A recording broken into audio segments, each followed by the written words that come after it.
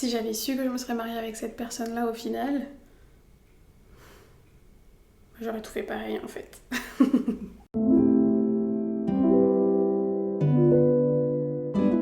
Coucou tout le monde, j'espère que vous allez bien. Moi en tout cas ça va super bien. Je reviens avec une nouvelle vidéo, une story time cette fois-ci, et je vais vous raconter comment j'ai rencontré mon mari là, qui est encore avec moi aujourd'hui, à mes 14 ans. Bon, déjà on va commencer par le commencement. À l'époque, je pense que j'avais à peu près 13-14 ans. Ouais, peut-être plus 13 ans, hein. Mais bon bref, j'étais vraiment un bébé. Et attention, toutes les filles de 13-14 ans, ou même moins, qui me regardent, ou même plus qui me regardent, je n'incite personne à aller chercher un mari à 14 ans. D'ailleurs, c'était pas du tout mon cas à l'époque quand je suis tombée sur le mien, donc voilà. Du coup, on était l'été. J'étais partie en vacances avec ma famille parce qu'il faut savoir que tous les étés, on retournait au Sri Lanka pour voir ma famille, mes amis, etc. La famille qui habitait encore là-bas. Donc j'étais partie avec ma maman. Et je faisais ma vie comme d'habitude, je voyais mes cousins, mes copines qui habitent là-bas, etc.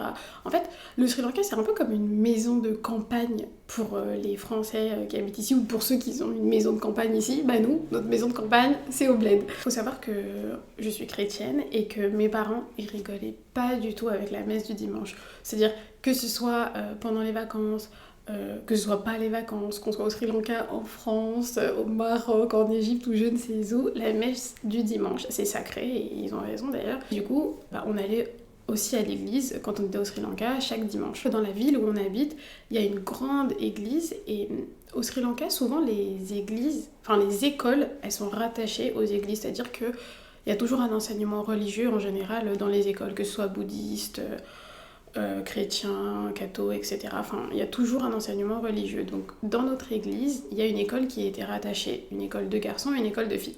Ça a son importance.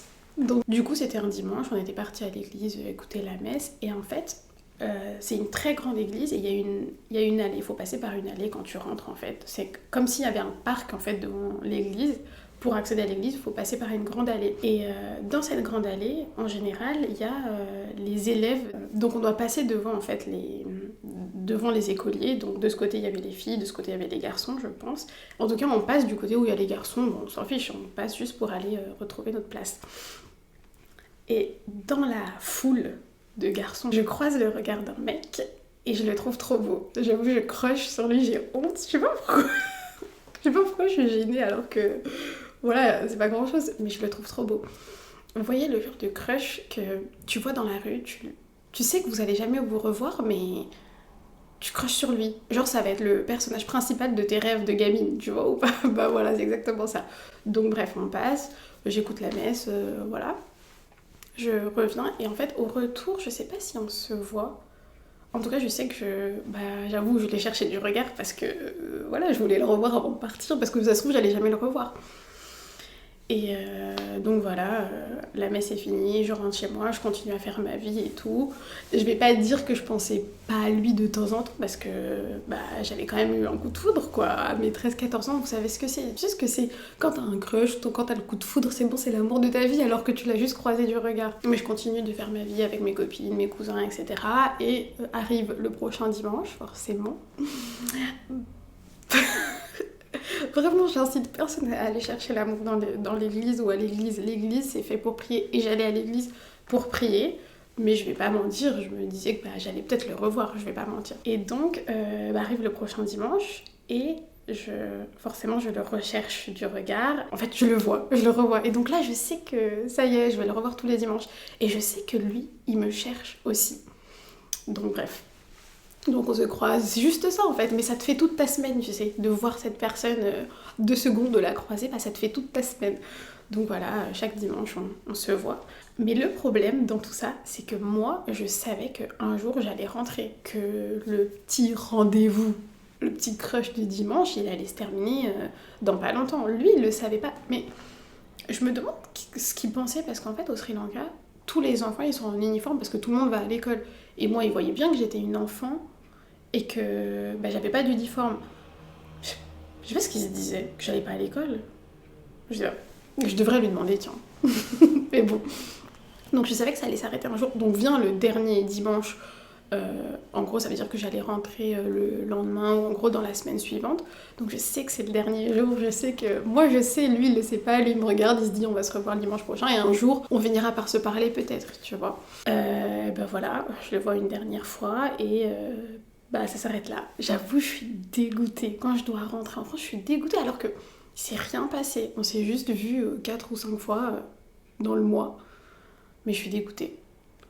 Et bah, je fais mes valises, on rentre en France, les cours reprennent et tout, je fais ma vie. J'avoue, je sais pas ce que lui il s'est dit quand j'ai disparu. J'aurais dû lui demander avant de vous faire la vidéo, mais bon, c'est pas très grave, mais bah, il a dû se dire que bah, j'ai déménagé ou quelque chose. Il a dû se dire que ça y est, il a perdu sa crush, enfin bon.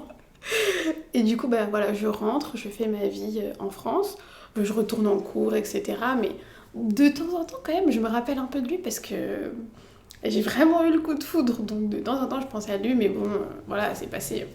Enfin, c'est passé, je fais ma vie et tout. Et à l'époque, c'était Facebook, le réseau social de malade, c'était Facebook. Et moi, j'avais pas le droit. Mes parents, ils étaient hyper stricts, mais c'était pas mes parents, c'était ma grande sœur qui était hyper stricte, c'est-à-dire pas de téléphone, pas de réseaux sociaux. Et encore, c'était pas les réseaux sociaux à l'époque, c'était Facebook et Messenger. Je pense que j'avais peut-être Messenger en cachette.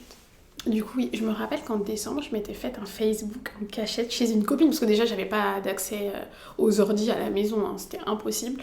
Donc j'avais fait un Facebook en cachette pour poster des photos, enfin c'est n'importe quoi, hein, franchement, j'espère que je l'ai désactivé parce que la honte.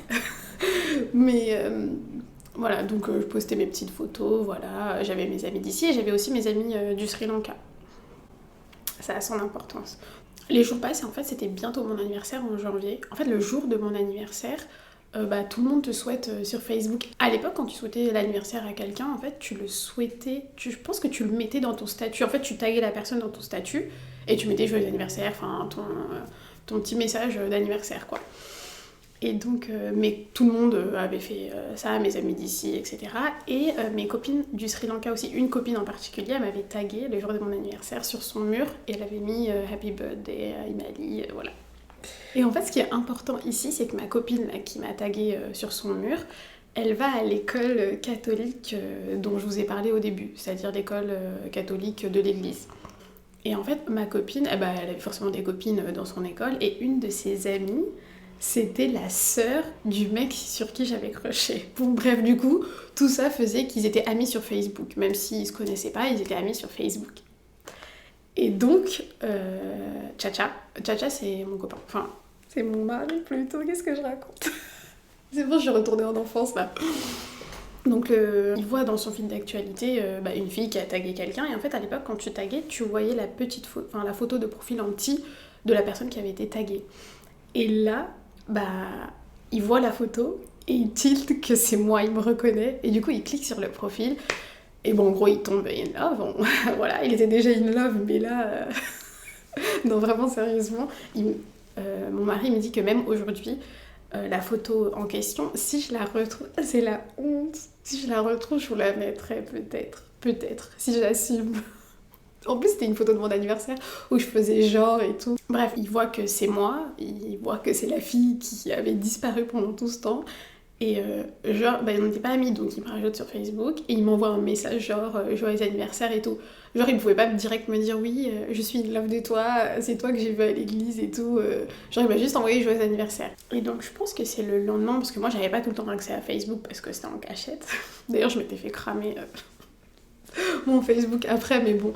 Donc je vois le message le lendemain et quand je le vois, mais moi je le reconnais. Sur le moment quand je le vois, je me dis mais c'est impossible. J'étais trop contente, mais je me dis mais comment c'est possible, ça fait des mois. Je me dis mais ça veut dire qu'il m'a retrouvée, mais comment, etc. Moi je savais pas qu'il avait vu mon nom sur le profil de ma copine. J'avoue j'étais trop contente, mais j'ai fait genre bien évidemment pour répondre au message et j'ai dit oui, merci, c'est tout. Je vais pas rentrer dans les détails en gros, mais c'est comme ça qu'on s'est retrouvés et qu'on s'est mis ensemble. Pour tout vous dire, ce que je ne conseille à personne, je pense qu'on s'est mis ensemble, du coup on était à distance, on a fait une relation à distance au début, mais on s'est mis ensemble au bout de 10 jours exactement. C'est-à-dire que, en gros mon anniversaire c'est le 30 janvier, Et notre date, c'est le 9 février. Donc voilà, en 10 jours, il m'a dit je t'aime. Je sais pas s'il m'a dit je t'aime. Parce que quand t'es jeune, tout ça, je sais que maintenant les gens ils ont du mal à dire. Pas du mal à dire je t'aime, je sais pas trop, mais on dirait que c'est un truc de fou. Et voilà, après on était hyper jeunes. Moi je venais d'avoir 14 ans, lui il était jeune, il venait d'avoir 17 ans, parce que lui aussi il est de janvier. Donc en gros on était vraiment hyper jeunes. On se séparait tous les 4 matins au début, c'est à la distance, tout ça. Enfin, tu sais, tu vas avoir un petit copain, mais tu sais pas comment gérer ça parce que t'es petite, etc. Mais en tout cas, en grandissant, bah, on s'est jamais lâché, on est encore ensemble et on se lâchera jamais. J'ai dit que j'essaierais de mettre une morale dans mes vidéos. Là, honnêtement, ma morale, je pourrais dire que quand quelque chose est fait pour toi, il te reviendra forcément. Là, il n'y a pas plus explicite comme exemple que cette histoire. C'est-à-dire, on s'est vus, on se disait qu'on n'allait jamais se retrouver, on s'est retrouvés comme ça par hasard. Si ma copine ne m'avait pas tagué sur son mur, bah, on se serait jamais vus. Mais comme on était fait pour être ensemble, on se serait retrouvés d'une manière ou d'une autre. Donc, ne pas forcer les choses. Et un autre petit conseil quand même, chercher un mari à 13-14 ans, ce n'est pas le but de la vie, même plus tard. Je veux dire, chercher un mari, c'est pas du tout quelque chose qu'il faut forcément faire, ça viendra tranquillement. Vous inquiétez pas, les petits copains, ça viendra. Ne vous prenez pas la tête avec ça. Voilà, du coup, tu sais comment j'ai rencontré mon mari à 14 ans. J'espère que cette petite histoire t'aura plu, que t'auras passé un bon moment, que ça t'aura diverti un peu. En tout cas, moi, ça m'a fait plaisir de raconter cette histoire parce que ça date maintenant, mais c'est des bons souvenirs pour moi, donc c'était sympa aussi pour moi. N'hésite pas à me dire en commentaire si ça t'a plu, ou me raconter toi comment t'as rencontré ton petit copain, ou ta petite copine, ou ton mari, ou je ne sais pas. Ça me ferait très plaisir de voir vos histoires aussi. Et si ça t'a plu, n'hésite pas à t'abonner, ça me ferait très plaisir. Et du coup, tu seras tenu informé quand je raconterai de nouvelles petites histoires de ce genre, parce que j'en ai plein. J'ai des histoires drôles, vraiment, parce que je suis une catastrophe ambulante, même si j'ai pas l'air comme ça. J'ai des histoires qui font un peu peur aussi. Moi, il m'est arrivé des petites choses qui me font peur aussi. Et j'aurai des histoires un peu où je reprendrai un peu mes conseils, ma motivation, où il y aura des vraies morales à la fin. Du coup, en attendant une prochaine vidéo, je te dis ciao et à la prochaine.